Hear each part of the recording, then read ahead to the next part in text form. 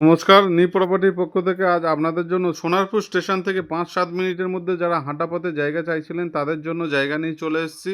দু-কাঠা ৪-৬ plot Kamrabad তারাবাগানে দেখতে পাচ্ছি ১০ foot ঢালাই রাস্তা, আশেপাশে বেশ বড় বড় ফাউন্ডেশন করা। এই জায়গাটাই শুধু খালি পড়ে রয়েছে, চারপাশে বাউন্ডারি ওয়াল করা রয়েছে। সোনারপুর স্টেশন থেকে হেঁটে ৫-৭ মিনিট লাগে।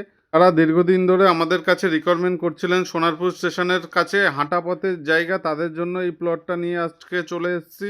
প্লটের কাছাকাছি ছোট বড় গাড়িও চলে আসবে।